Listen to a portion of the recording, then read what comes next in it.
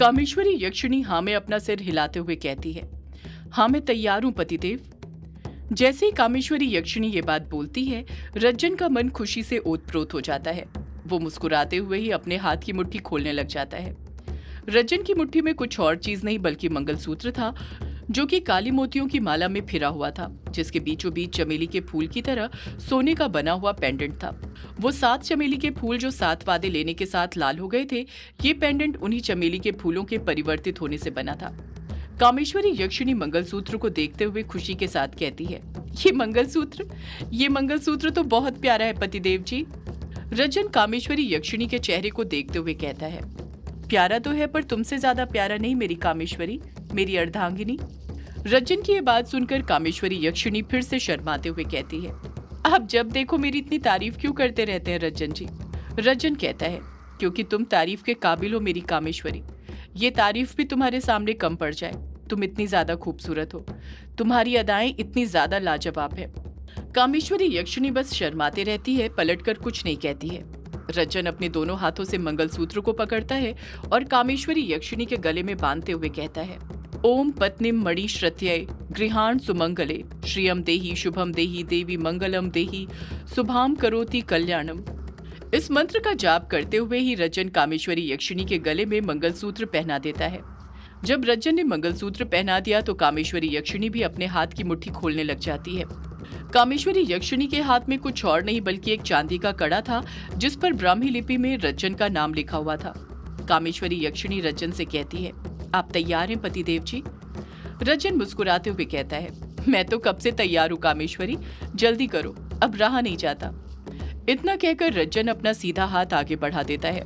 कामेश्वरी यक्षिणी अपने हाथों से रज्जन के सीधे हाथ में वो कड़ा पहना देती है। उसके बाद रज्जन आखिरी रस्म निभाते हुए कामेश्वरी यक्षिणी की मांग भर देता है। मांग भरने के बाद रज्जन कामेश्वरी यक्षिणी से कहता है, विवाह पूर्ण हुआ कामेश्वरी, आज अभी इसी वक्त से तुम मेरी पत्नी हो। कामेश्वरी यक्षिणी कहती है, मैं तो उसी वक्त आपकी पत्नी बन गई थी रज्जन जी, जब आप यक्षिण लोक के सेनापति बने थे। आज तो हमने उस अधूरे कार्य को पूरा किया है, एक ऐसे पवित्र बंधन में बंधे हैं जिसे कोई झुठला नहीं सकता है। रज्जन शातिर मुस्कान के साथ कहता है, तुमने सही कहा कामेश्वरी, इस बंधन को अब कोई झुठला नहीं सकता, कोई भी नहीं। आखिरकार इतने सालों के इंतजार के बाद आज मेरा स्वप्न पूरा हो ही गया, तुम मेरी हो ही गई। कामेश्वरी यक्षिणी रज्जन से कुछ कहने वाली थी कि उससे पहले ही रज्जन बोल पड़ता है, विवाह की रस्म तो हो गई कामेश्वरी, अब बाकी की रस्म करते हैं। कामेश्वरी यक्षिणी हैरानी के साथ रज्जन से पूछती है, अब कौन सी रस्म बची हुई है पतिदेव जी? सारी रस्में तो हो चुकी है ना, तभी तो हमारा विवाह संपन्न हुआ है ना। रज्जन कहता है, विवाह तो हो गया कामेश्वरी, पर एक रस्म है जो अभी भी अधूरी है। कामेश्वरी यक्षिणी तुरंत पूछ पड़ती है, कौन सी रस्म पतिदेव जी? रज्जन उत्सुकता के साथ बोल पड़ता है, सुहाग रात की रस्म कामेश्वरी, ये रस्म भी तो हमें आज रात में ही पूर्ण करनी है ना। रज्जन की बात सुनकर कामेश्वरी यक्षिणी शर्माते हुए अपनी नजरें नीचे कर लेती है और खिलखिलाते हुए हंसने लग जाती है। रज्जन फिर कामेश्वरी यक्षिणी से कहता है, अब चलें कामेश्वरी? कामेश्वरी यक्षिणी अपनी दोनों भवें ऊपर उठाते हुए हैरानी के साथ कहती है, चलना है पर कहाँ पतिदेव जी? रज्जन कहता है, कमरे में कामेश्वरी, आखिर सुहाग रात की रस्म वहीं पर तो मनाई जाती है ना, अब यहाँ इस मंडप में तो नहीं बना सकते है ना। कामेश्वरी यक्षिणी खिलखिलाते हुए हंसने लग जाती है। रज्जन अपनी जगह पर से उठता है और कामेश्वरी यक्षिणी की तरफ अपने हाथ आगे बढ़ाते हुए कहता है, चलो कामेश्वरी, अब इस कार्य में और विलंब मत करो, अब मुझसे एक पल भी रहा नहीं जा रहा है। कामेश्वरी यक्षिणी कहती है, इतनी भी क्या जल्दी है रज्जन जी?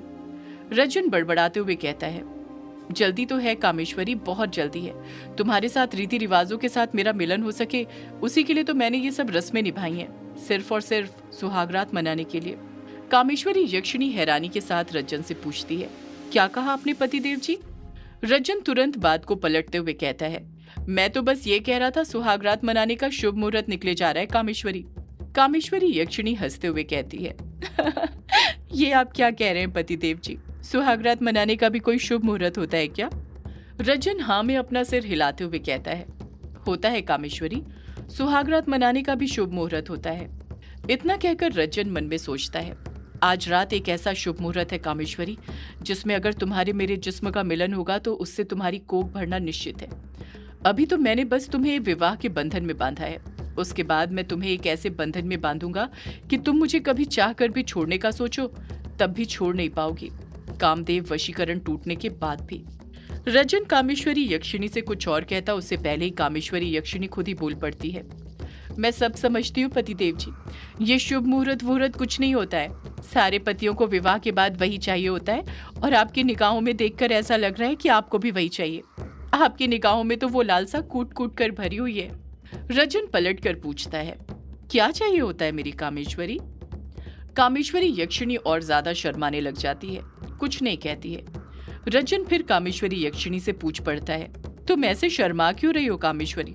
बोलो ना, बताओ मुझे क्या चाहिए होता है पतियों को? कामेश्वरी यक्षिणी भी उतनी ही चालाकी के साथ अपनी जगह पर से उठते हुए कहती है, चलिए कमरे में, वहीं पर पहुंचकर मैं आपको बताती हूँ कि विवाह के बाद एक पति को उसकी पत्नी से क्या चाहिए होता है। रजन झट से बोल पड़ता है, हाँ चलो कामेश्वरी, मैं कब से यही तो कह रहा हूँ, अब जो बातें होंगी सब कमरे में होंगी। कामेश्वरी यक्षिणी नाटक करते हुए चालाकी के साथ कहती है, पतिदेव जी, अगर कमरे में जाकर भी आपको बातें ही करनी है तो फिर वो हम यहीं पर कर लेते हैं ना, उसके लिए कमरे में जाने की क्या जरूरत है? रजन गुस्से के साथ मन में सोचने लग जाता है, ये कामेश्वरी मुझे इतना तरसा क्यों रही है? आखिर ये एक बार में मेरी बात क्यों नहीं मान रही है? ये मेरे वश में है भी कि नहीं? रजन अपने गुस्से पर काबू करते हुए बड़ी ही चालाकी के साथ कामेश्वरी यक्षिणी का हाथ पकड़ते हुए कहता है, तुम ना कामेश्वरी, रहने ही दो, कुछ मत बोलो, बस कमरे में चलो। अब कमरे में पहुंचकर बातें होंगी या कुछ और होगा, वो तो कमरे में पहुंचने के बाद ही पता चलेगा। इतना कहकर रजन अपने कदम आगे बढ़ाने लग जाता है। रजन ने कामेश्वरी यक्षिणी का हाथ थाम कर रखा हुआ था, जिस कारण कामेश्वरी यक्षिणी को भी उसके साथ आगे कदम बढ़ाने पड़ रहे थे। कामेश्वरी यक्षिणी और रजन दोनों साथ साथ सीढ़ियां चढ़ते हुए ऊपर वाले कमरे की तरफ जाने लग जाते हैं। सीढ़ियां चढ़ने के बाद लेफ्ट साइड में जो अनुराग और कामेश्वरी यक्षिणी का कमरा था, जहां पर वो दोनों सोया करते थे, कामेश्वरी यक्षिणी रजन को उसी कमरे की तरफ ले जा रही थी। तभी रजन बोल पड़ता है, नहीं कामेश्वरी, हमें सुहागरात मनाने के लिए उस कमरे में नहीं जाना है। कामेश्वरी यक्षिणी हैरानी के साथ रजन से पूछती है, उस कमरे में नहीं जाना है तो फिर कहां पर जाना है पतिदेव जी? रजन जवाब देता है, हमें रूम नंबर 666 में जाना है। कामेश्वरी यक्षिणी हैरानी के साथ अपनी दोनों भवें ऊपर उठाते हुए कहती है, पर पतिदेव जी, रूम नंबर 666 में तो बहुत सारी किताबें रखी हुई हैं, उस कमरे में तो काफी सारा सामान है, ऊपर से वहां पर तो बेड भी नहीं रखा हुआ है, फिर हम वहां पर जाकर क्या करेंगे? रजन कामेश्वरी यक्षिणी से अपनी बात मनवाते हुए कहता है, तुम एक बार मेरे साथ वहां पर चलो तो सही कामेश्वरी, फिर तुम्हें खुद पता चल जाएगा कि मैं तुम्हें वहां पर लेकर क्यों जा रहा हूँ। और वैसे भी मैंने अभी तुमसे कहा ना, तुम्हें बीच रास्ते में कुछ नहीं कहना है, अब जो बोलना है कमरे के अंदर पहुंचकर ही कहना है। कामेश्वरी यक्षिणी पलट कर कहती है, जी पतिदेव जी, जैसी आपकी आज्ञा, आपका आदेश सर आंखों पर।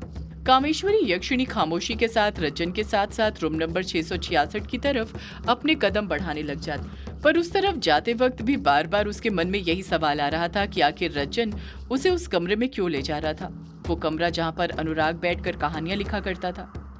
कुछ ही पल में वो दोनों रूम नंबर 666 के सामने जाकर खड़े हो जाते हैं, जिसका दरवाजा टिका हुआ था। कामेश्वरी यक्षिणी दरवाजे को देखते हुए कहती है, ये क्या, इसका दरवाजा तो लगा हुआ है। रजन कहता है, इस दरवाजे को मैंने ही लगाया कामेश्वरी। कामेश्वरी यक्षिणी पलट कर कहती है, आपने लगाया है, पर क्यों पतिदेव जी? रजन कहता है, तुम दरवाजा तो खोलो कामेश्वरी, फिर तुम्हें खुद पता चल जाएगा कि मैंने क्या और क्यों किया है। रजन की ये बात बोलते ही कामेश्वरी यक्षिणी रूम नंबर 666 के दरवाजे को एकटक देखते हुए दरवाजे को हल्के हाथ से धक्का दे देती है और दरवाजा करकराती हुई आवाज के साथ खुल जाता है। जैसे ही दरवाजा खुलता है और कामेश्वरी यक्षिणी कमरे के अंदर देखती है तो उसकी आंखें चौंधी आ जाती हैं। वो मूर्ति बनकर खड़ी हो जाती है। उस कमरे के अंदर से सारा सामान गायब हो चुका था। जहां पर पहले किताबों से भरी अलमारी का रैक था, वहां पर एक बड़ा सा बेड रखा हुआ था जिस पर सफेद चादर बिछी हुई थी। साथ ही गुलाब के फूल की पंखुड़ियां बिखरी हुई थी। सिर्फ चादर पर ही नहीं, फर्श पर भी चारों तरफ गुलाब की पंखुड़ियां बिखरी हुई थी। फर्श पर एक कोना ऐसा नहीं था जहां पर गुलाब की पंखुड़ियां ना हो। कमरे के अंदर की लाइट बंद थी, बस जगह जगह पर एक निश्चित दूरी पर कुछ मोमबत्तियां जल रही थी। उन्हीं की पीली रोशनी कमरे के अंदर बिखर रही थी। वो कमरा इतना मनमोहक खुशबू के साथ भरा हुआ था कि वो किसी भी शख्स के अंदर की काम वासना को स्वयं जागृत कर दे। कामेश्वरी यक्षिणी कमरे को देखते हुए कहती है, इस कमरे का रूप आपने कब बदला पतिदेव जी? रज्जन कहता है, उसी वक्त कामेश्वरी जब मैं ग्रेवयार्ड कोठी का रूप बदल रहा था। अब मंडप तैयार किया है तो सुहागरात के लिए कमरा भी तो तैयार करना बनता ही है ना। कामेश्वरी यक्षिणी फिर शर्माने लग जाती है। रज्जन कामेश्वरी यक्षिणी का हाथ पकड़ते हुए ही कहता है, आओ अंदर आओ कामेश्वरी। कामेश्वरी यक्षिणी और रज्जन दोनों साथ साथ कमरे के अंदर कदम बढ़ाने लग जाते हैं। जब कामेश्वरी यक्षिणी के कदम फर्श पर बिखरी गुलाब की पंखुड़ियों पर पड़ते हैं तो उसके बदन के अंदर एक अलग ही कपकपी उत्पन्न हो जाती है, जैसे रज्जन ने उन गुलाब की पंखुड़ियों के साथ भी कुछ किया हो। कामेश्वरी यक्षिणी और कसकर रज्जन का हाथ थाम लेती है। ये देखकर रज्जन मन ही मन मुस्कुराने लग जाता है। रज्जन मन में सोचता है, काम वासना की महक से भरे इन गुलाब की पंखुड़ियों का असर भी कामेश्वरी पर हो रहा है। रज्जन और कामेश्वरी यक्षिणी बेड के बीचों बीच जाकर बैठ जाते हैं। दोनों के बीच में खामोशी छाई हुई थी। कामेश्वरी बार बार रज्जन से शर्मा रही थी और उससे नजरें चुरा रही थी। वहीं दूसरी ओर रज्जन हवस भरी निगाहों के साथ कामेश्वरी यक्षिणी को देखे जा रहा था। उसकी नजरें कामेश्वरी यक्षिणी के बदन से हट ही नहीं रही थी। वो किसी जंगली जानवर की तरह कामेश्वरी यक्षिणी के बदन को देखे जा रहा था, जैसे वो उस पर टूट पड़ना चाहता हो, उसे कच्चा चबाना चाहता हो। जब कुछ देर तक इंतजार करने के बाद भी कामेश्वरी यक्षिणी कुछ नहीं कहती है तो रज्जन खुद ही बोल पड़ता है, हाँ तो कामेश्वरी, तुम नीचे मंडप में कुछ कह रही थी मुझसे। कामेश्वरी यक्षिणी सब कुछ जानकर भी अनजान बनते हुए कहती है, मैं कुछ कह रही थी? क्या कह रही थी मैं नीचे पतिदेव जी? मुझे तो कुछ याद नहीं। रज्जन मुस्कुराते हुए कहता है, रुको मैं अभी तुम्हें याद दिलवाता हूँ कामेश्वरी। कामेश्वरी यक्षिणी रज्जन के साथ मजाक करते हुए कहती है, हाँ हाँ तो बताइए किस चीज का इंतजार कर रहे हैं आप। कामेश्वरी यक्षिणी के ये बात कहते ही रज्जन की नजर खिड़की पर पड़ती है जहां से चांद स्पष्ट नजर आ रहा था। ऐसा लग रहा था जैसे वो भी चांद को देखकर वक्त का पता लगा रहा हो। रज्जन घबराते हुए मन में सोचता है, मुझे जल्दी करना होगा, शुभ मुहूर्त निकले जा रहा है। अगर शुभ मुहूर्त से पहले मैंने वो नहीं किया तो वो कभी नहीं हो पाएगा जो मैं करना चाहता हूँ। रज्जन कामेश्वरी यक्षिणी से सीधे मुद्दे की बात करते हुए कहता है, तुम कह रही थी कि तुम कमरे में चलकर मुझे बताओगी कि सारे पतियों को विवाह के बाद उनकी पत्नियों से क्या चाहिए होता है। कामेश्वरी यक्षिणी रज्जन की बात सुनकर फिर शर्माना शुरू कर देती है, कुछ कहती नहीं है। रज्जन कहता है, तुम मुझसे शर्मा रही हो कामेश्वरी? मैं अब तुम्हारा पति हूँ, मुझसे कैसी शर्म? बताओ ना, पतियों को उनकी पत्नियों से क्या चाहिए होता है? इतना कहकर रज्जन कामेश्वरी यक्षिणी के दोनों हाथ को कसकर थाम लेता है, जैसे वो जताना चाहता हो कि अब कामेश्वरी यक्षिणी के बदन पर पूरी तरह उसका हक है। कामेश्वरी यक्षिणी शर्माते हुए ही रज्जन की आंखों में देखते हुए कहती है, मैं बताऊं पतिदेव जी? रज्जन कामेश्वरी यक्षिणी के और करीब जाते हुए कहता है, हाँ बताओ ना कामेश्वरी। जब कामेश्वरी यक्षिणी इस बार भी बस शर्माते रहती है तो रज्जन को कुछ गुस्सा आने लग जाता है और वो हल्के हाथ से ही कामेश्वरी यक्षिणी को बिस्तर के ऊपर धक्का दे देता है। कामेश्वरी यक्षिणी बिस्तर पर लेट जाती है। रज्जन फुर्ती के साथ कामेश्वरी यक्षिणी के बदन के ऊपर लेटता है और फिर उससे पूछ पड़ता है, अब बताओ कामेश्वरी, पतियों को क्या चाहिए होता है? रज्जन को अपने इतने करीब देखकर कामेश्वरी यक्षिणी का दिल जोरों से धड़कने लग जाता है। उसकी सांसें तेजी के साथ चलने लग जाती है। कामेश्वरी यक्षिणी एक लंबी आह भरते हुए कहती है, बताऊं? रज्जन अपने होठ कामेश्वरी यक्षिणी के होठों के पास लाते हुए कहता है, हाँ बताओ ना कामेश्वरी। सदियों से है पुरानी ये है यक्षिणी की कहानी। यक्षिणी एक आग है, यक्षिणी तेरा ख्वाब है।